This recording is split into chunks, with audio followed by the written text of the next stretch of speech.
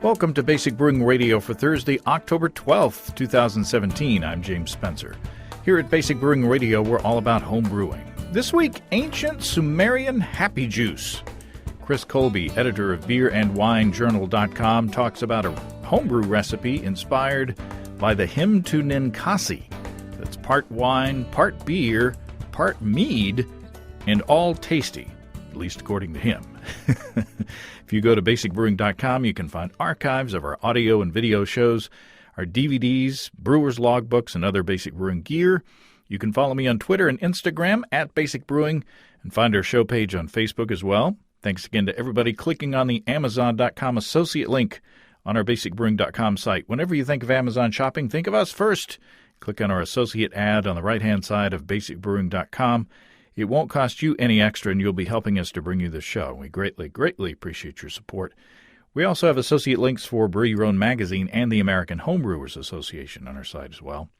We have a cool Basic Brewing app on iTunes and Amazon.com, and we're found all over the place where fine podcasts are served up, as you found out. And if you do us a favor of rating us on iTunes and maybe leaving a nice comment that'll help new listeners find us. And if you want to put a tip in our tip jar, some coinage in our virtual guitar case, you can go to basicbrewing.com/support, and thanks to everybody who's done so already. I'm bottling my Count Chocula Milk Stout later today. I haven't tasted the finished beer, but the wort tasted good going into the fermenter. It looks good, nice and dark. I'm planning to do a Halloween video episode with Steve featuring that beer, so you'll be able to see how I brewed it and how it turns out. Let's see, I've done a Frankenberry Weiss, Count Chocula Milk Stout. Wonder if I can find some blueberry for next year's brew. Sounds like it'd lend itself to another wheat beer, but maybe something sour would be fun instead. This Friday is Friday the 13th, and I'm going to be posting an episode of Basic Brewing video. In this one, Steve is showing us how to start a melomel, which is a fruited mead. He's going to call this brew a Turkish delight because he's going to use Turkish honey. It's a really interesting kind of honey. It comes from pine trees, I think. He's going to use some of that, some local honey as well, some apricots, or is it apricots, and saffron. And we put together the starting ingredients right there on camera in the kitchen. So if you don't know much about meads and you're maybe intimidated by them, take a look at that episode on Friday. It's a good one. There is also a video on starting a sizer that we did in a similar fashion that's out on Steve's YouTube channel. So be sure to look for that one. I'm excited about both of those. This week, I'm also going to keg a hop stand session pale ale that I brewed on my electric brew-in-a-bag system from our sponsors Desiree and Dave of High Gravity in Tulsa. Now, as you probably know, mine is the 240-volt larger capacity system with the Warthog EBC 130 controller. I can brew up to 10 gallons, but I only did 5 this time. I took advantage of the EBC 130's two modes this time, mash and boil. Of course, when I mashed, I was in the mash mode, and the controller automatically feathers the power level when you're approaching the strike temperature, so you don't shoot right past it. My mash was held rock steady during the rest, of course, and then after I took out the grain bag, I switched over to the boil mode. And in the boil mode, you're able to precisely dial up the power level and see it on the digital readout. For this batch, I dialed up 80% power. After, you put it on 100% to bring it up to boil, and then you back it off because, it's just so much power that you can back it off to 80%, and it maintained a nice, consistent rolling boil. And then, after the boil, I switched back to mash mode and dialed in 180 degrees Fahrenheit, or 82°C, in the mash mode, and then ran water through my chiller until I got to that target temperature. And then I turned off the hose, and the Warthog controller held my wort at 180 degrees for 15 minutes as I added my hop stand hops. Super easy. and it's gotten chilly around here lately. So with electric brewing, you don't have to worry about losing heat from a chilly wind, as I used to do with propane.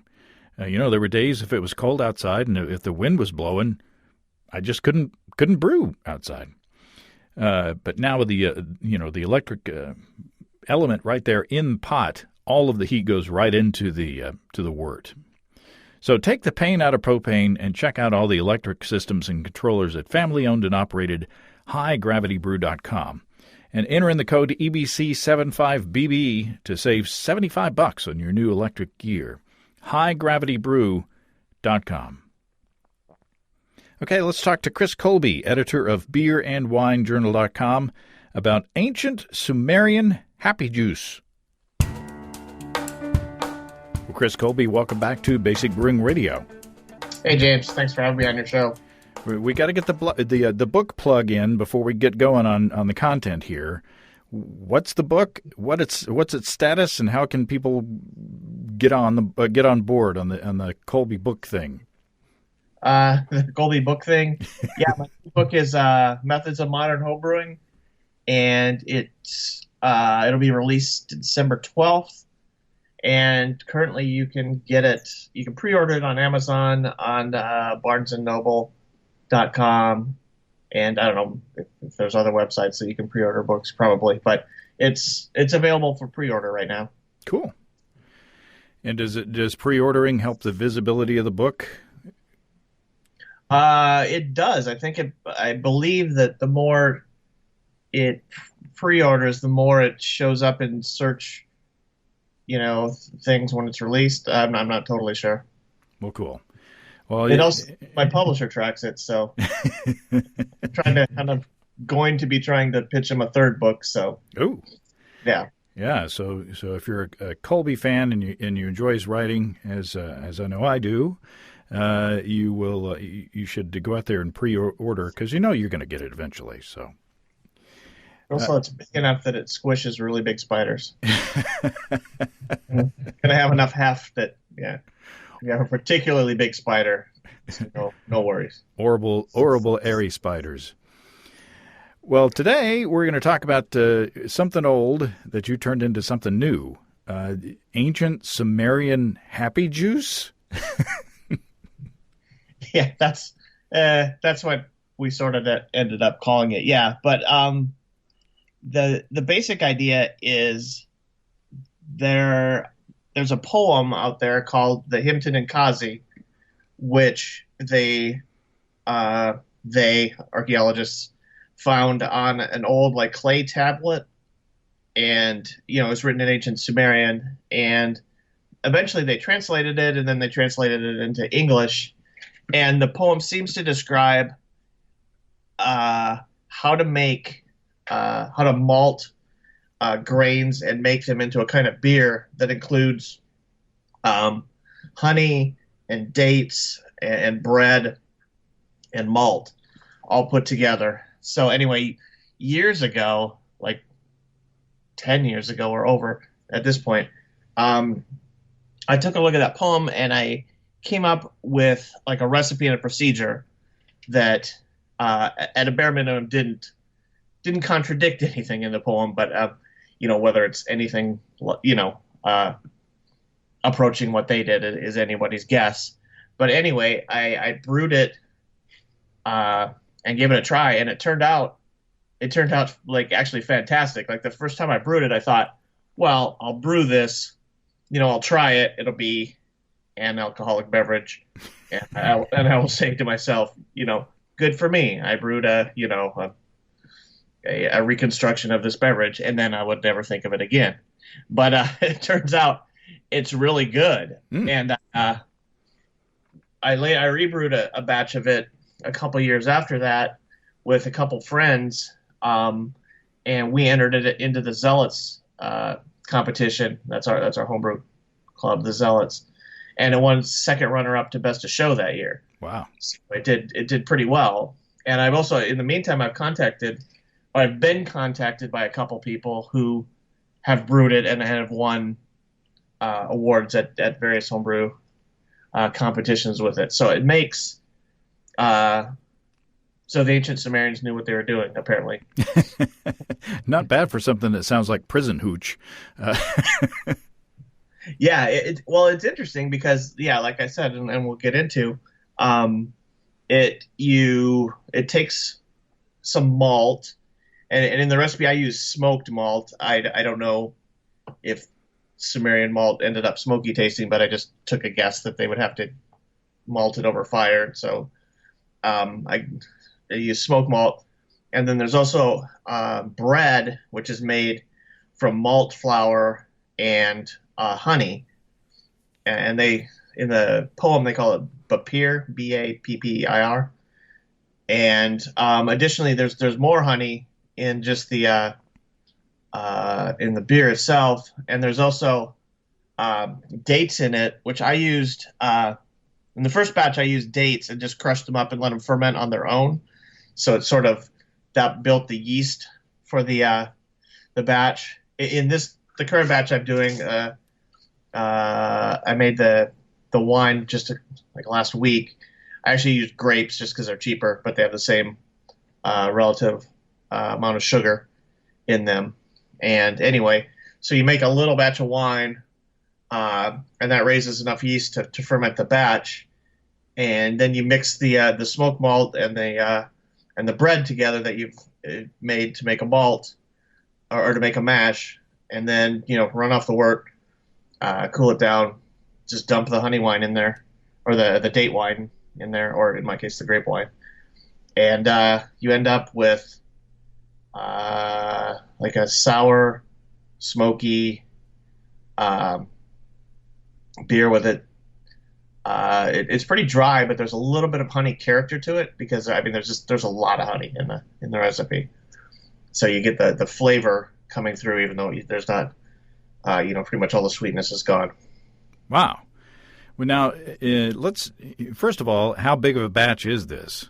5 gallons or 19 liters?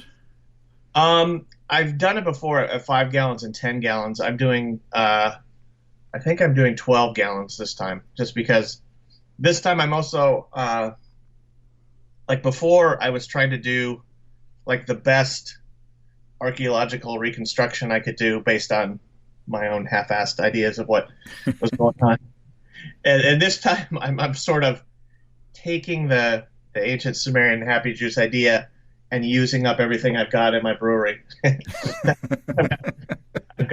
I'm using, instead of smoked malt this time, I've just got I have 2 bags of malt that was ready to go for this beer I call it Copper Ale.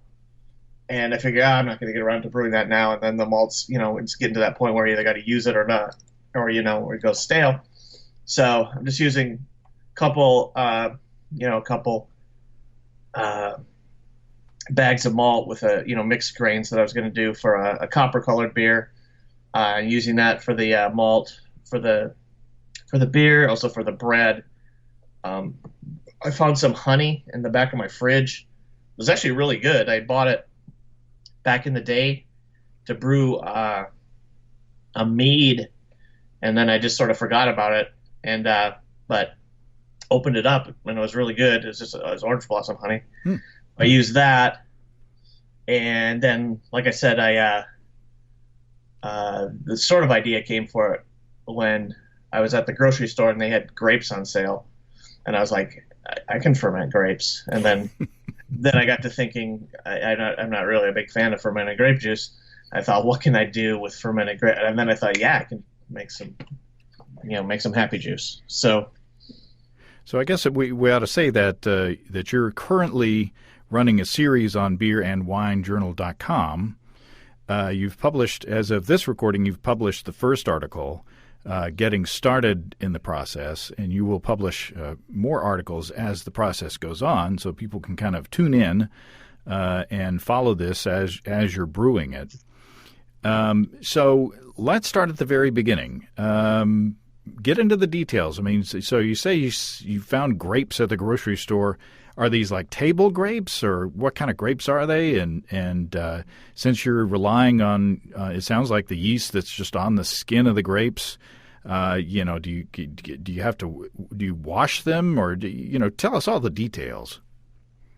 yeah, the wine is the first thing you make, and yes, I just took they were green table grapes. Not they don't sell wine grapes at my grocery store, so just just plain old green table grapes. They were on sale because they were starting to go bad, or at least on that edge, you could tell. So I went and picked out some good ones that were still left. Put them in just a 2 gallon soup pot, crushed them with a potato masher, and then because I probably should have crushed them more with a potato masher and just reduced it all to like a soup. But I sort of just crushed until all the grapes were broke open, and I added just a little bit of sugar water in between. I just added sugar to water till it was about 12 Plato, and put that in between the grapes, and I let it start overnight. I didn't pitch any yeast, didn't do anything, and then the next day, I took some beer yeast. I added a sachet of T58. It's Fermentus makes it. It makes it like a Belgian-y beer. Added that to it because I wanted to make sure there was some beer yeast in the along with whatever. I mean, there would clearly be Saccharomyces in there, but I wanted some specific beer yeast in with the actual spontaneous stuff, and then just let it go. And since my original idea was to do that, bake the bread the next day, and brew the next day, but since that didn't get done, I have added a little sugar in the meantime to the wine just to keep it refreshed or whatever. But yeah, it within a day or two it fermented out, and it's just a big, the grapes look like they're intact, but it smells like wine. And how much grapes? How many pounds of grapes, for this batch do you need? I'd have to. I can't really remember. It's basically enough to fill. I've got a 2 gallon soup pot, and it fills it almost to the rim. Oh, that's if you just put the grapes in there, without crushing them. Once you crush them, they compact a little bit. But yeah, I would have to. It was quite a bit, but not a stupendous amount. Now, do you wash them? Because it seems like to me that you would want, you don't want to wash the wild yeast off the skins, but at the same time, there might be some pesticide on there or something. Yeah, I mean, whatever pesticide or residue, if they followed the sort of spraying procedures they're supposed to, should be gone by that time. All I did was rinse them. I mean, you would have to do quite a bit to scrub all the yeast off the outside of grapes. But there's no real reason to bother. I just rinsed them, sorted them through, and took out any ones that were some of them were starting to rot a little bit, and then just mushed them up, and like I said, I used a little bit of sugar water just to make sure they were all submerged, and let it get started overnight, and then the next day I pitched some beer yeast, and when I pitched the batch full, I've got some sourdough bread starter. I'm also going to pitch a little bit of sourdough bread starter in there for whatever reason. Now, so you got your wine going there, Yep. But this is a hybrid thing. So what's the next step? Step 2 is the beer bread, or the Bappir, Bappir, and basically that's real easy to make. All you do is crush malt, and you can crush it like really, really fine, like into flour if you want. But this time I didn't bother. I just crushed it at the normal gap setting on my malt mill, and you mix the malt with a little bit of flour and some honey. Basically, the original 5 gallon recipe called for 3 pounds of malt, which is a smoked malt, and 1.25 pounds of honey. So you use like almost half as much by weight honey as malt. And then I also, again, for no apparent reason, I've got this sourdough starter going, and I had a lot of it. So I used, instead of the flour in the recipe, I used sourdough starter because it's made out of flour. And I don't think it did anything different than flour. But yeah, you mix this all together, and you mix it with water until you get like a cookie dough like consistency. And it's sort of it's not exactly like cookie dough because there's so much sugar in it from the honey that it's always a little bit sticky. And then I took a cookie sheet and covered it with aluminum foil, and then took a little olive oil and just rubbed down the surface of the cookie sheet. And in retrospect, I probably should have used just parchment paper and baked it right on that, but whatever. And then I just poured out all the bread dough on there and took a spatula and just flattened it so that basically I had a whole cookie sheet filled with, I don't know, maybe a half-inch thick of this dough. And it calls for somewhere in the reading I did up on either the poem or commentary on the poem, somebody thought that the bread was baked twice. So what I did is I baked it first as sort of like a big sheet cookie, and then I cut it up into smaller like logs, like almost maybe like biscotti or something, and then baked them a second time. And this time I made sure I baked them a little bit longer than last time so that they picked up a little bit more color. Because last time the beer was very, very clear looking, which is fine. I mean, nothing wrong with that. But I thought this batch already had some darker grains in it, and I wonder if baking the bread a little darker is going to bring out some more sort of malted flavors and stuff like that. And what would be the purpose of baking the bread twice? That I'm not sure of. I mean, all that happens in practice is the first round of baking it's still like this soggy, or not soggy is not exactly the word, but it's got a lot of honey in it, and it's just sort of this damp bread like stuff. And after the second baking, it comes out pretty much as hard bread. You can cook it to, or bake it. You can sort of go, as far as you want along. If you want them to be like all hard, so like each little log snaps when you break it in two, you can keep cooking to that, or you can cook it to. I cooked it to the point where they're still a little bit gooey. They sort of break a little bit, but they're still gooey in the middle, and that's just.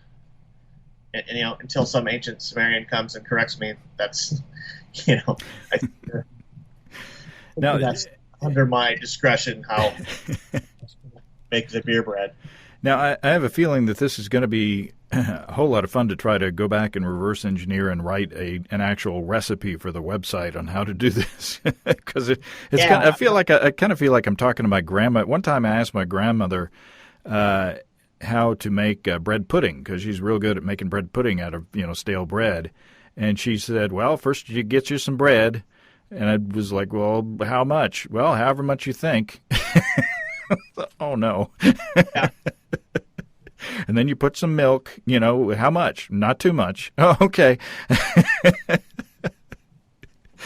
So it seems like the kind of thing that you just kind of sort of got to know what you're doing and being able to wing it, as you go along. Yeah, I've been taking good notes, and so I actually have some numbers to some of these things. I just don't have them sitting here, and I'll have I'll post the original recipe, like the quote unquote serious, archaeological reconstruction recipe, and then I'll post what I did this time with the, using sourdough instead of wheat flour, and using a a mixed batch of, mostly pale malt, but with a little bit of dark malt mixed in for the malt. The one thing I in retrospect, I should have just smoked the malt myself, because I thought that added an interesting character in the original beer that's not going to be there. Although by adding the Belgian beer yeast, they're going to have it's a different kind of phenolic than smoke, but it'll be that sort of peppery, Belgian-y thing. And also in the original poem, at one point they refer to the aromatics, which is something you added, or they added, and I have no idea what that would be. It's obviously some sort of spice, but. So you got your wine and you got your bread. Yep. Now what? Okay, on brew day, this is where it actually gets kind of fun. You mash in your malts, and then you just stir the bread into the mash. And I usually go with a slightly thinner mash than normally I would for a single infusion mash. It's more towards the mash thickness that you would use on a decoction mash. And so mash in, and in the past I've done a step mash. I've mashed in around, I believe, around 130 Fahrenheit, and then just turned on the burner low and just let it heat up to the saccharification range and just stirred it constantly, because if you don't stir it, the little bits of bread in there will just sit, and they're not going to break up, and they're basically all the sugar in them and all the things you want to get out of them aren't going to make it into the sweet work. So I in the past I've done a just sort of a ramped mash, not really even a step mash. Just I mashed in at about 130, 131, I think, and then just let it ramp up to about 153-ish Fahrenheit. And then I would usually let the mash go at that range, at least for an hour, maybe a little bit more, just to give, and stir every once in a while, just give the enzymes time to work on all the carbohydrates from the bread, which may be slow to dissolve into solution. And so once the mash is done, then it's basically like, or the rest of the hot side is just like any other beer. You run off the wort and run it off to the kettle, boil it, cool it, and then although to back up a step, sometimes the original recipe and the first couple times I brewed it, we added rice hulls in the mash just to help, because what am I going to say? The bread, the cookies, the biscotti. Yeah, the biscotti like bread. All the malt had been crushed into flour that time, so we figured that would gum up the works, but it didn't really. And this time I didn't grind the malt that goes into the bread into flour. I just ground it normally. So this time I skipped the rice hulls. But anyway, run off the wort, boil it. There's no hops in the recipe, although you can, throw them in if you want. I might throw in like a less than 10 IBUs worth, just to, if anything, like clarify the wort a little bit, just getting those, the tannins from the plant material or whatever.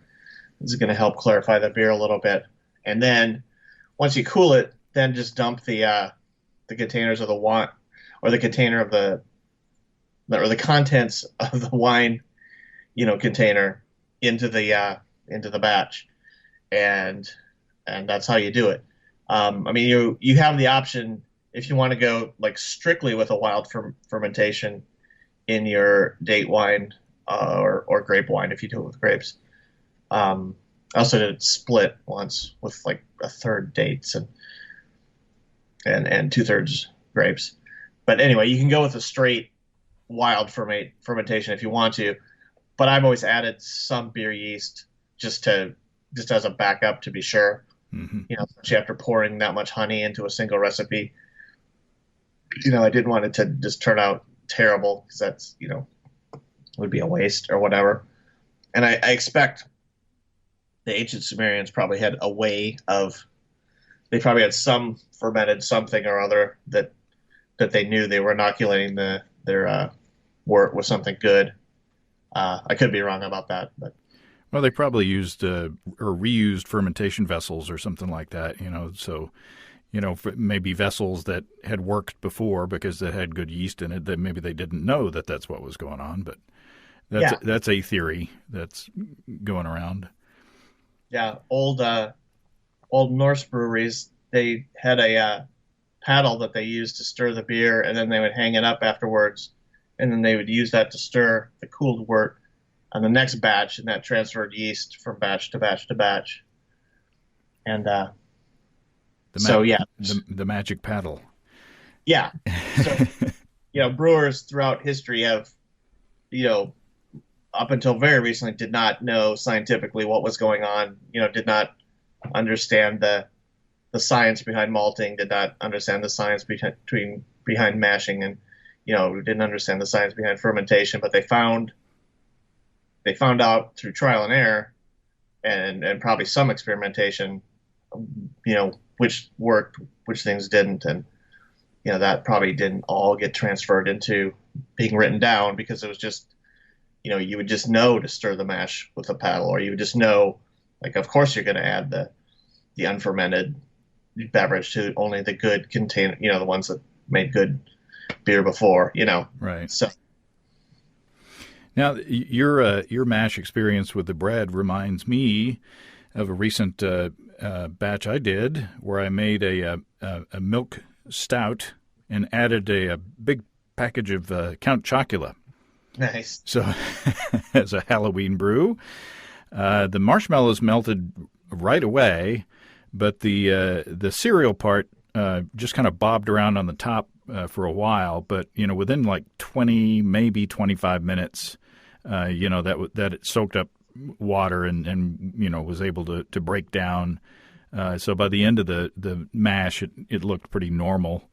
So does the bread do anything to the mash, or does it just kind of disappear into it, or does it gum up things a little bit? Or initially, when you stir, you can just feel with the paddle that you're hitting chunks of a bread inside in the mash, and you can see them because they don't float, but they're how would I put this? Their buoyancy is roughly neutral. Oh. So they're sort of, they don't all sink to the bottom and they don't all float to the top either. Although I guess that would depend on the density of your wort a little bit. But anyway, generally, if you're in the middle, they float around, and then you just, as time goes on, they dissolve more and more because they're held together essentially by the honey, and so it just takes a little time. But generally 60 minutes after however many minutes it takes you to ramp from 131 to wherever in the saccharification range you're going to end up, that should be enough time with stirring to break it all down. And then once you hit the end of the mash, it's just pretty much like a normal mash. So what's the character of the beverage like? I mean, I imagine since you're not using a neutral beer yeast this time, you'll get some more Belgian-y character out of this one maybe, but what was the reaction, or what was people's feedback on the original batches? What's it taste like? The original batches were, they had a slightly smoky character, but the most prominent, the thing you tasted first was that it was a sour beer, not like intensely sour, but it was definitely had some tartness to it. And an interesting thing is that ancient Sumerians, of course, didn't have pressure vessels, so they couldn't have had carbonated beer.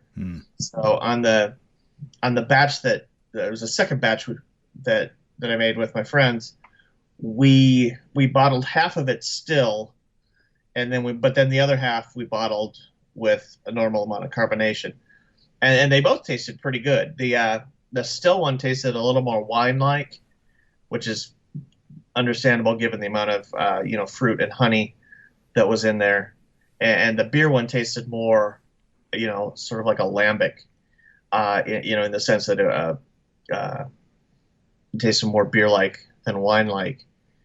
And in the past, I've made it to an original gravity of around, I'd have to think, it's around 16 Plato, whatever that turns out. It's like 1058, I think. Original gravity, something like that. Higher than a normal beer, like 6 or 7% alcohol. This time I'm going to try to make it a little bit lower, like right around 5%. And I don't really even know why. I decided to. Session happy juice. Session happy juice. I sort of figured maybe in the original beer, maybe they made it stronger back then because maybe they made it stronger back then. But then this time I thought, well, maybe they, understood that if they rinsed the grains a little bit better, they got, so who knows? So this time I'm making it more around a 5%, just ordinary beer strength beer. And I'm gonna carbonate half of it like a normal beer, and then I'm going to carbonate the second half of it more like a wheat beer, more like highly carbonated, around maybe 3.5 volumes of CO2 rather than 2.5 for a normal beer. So what's the head retention like? Oh, I don't even remember on this beer. I off the top of my head, I don't remember. So would this be classified as more of a kind of a braggot, since it's got, it's beer and a little bit of honey, but then it's got fruit in there too, so. Yeah, it's got literal wine added to it, and it's also got, grains and honey, so it could be a beer, it could be a mead, it could be a wine, it could be a beer mead wine. This ancient Sumerians came before the Reinheitsgebot, I guess. So yeah, half beer, half wine, half mead.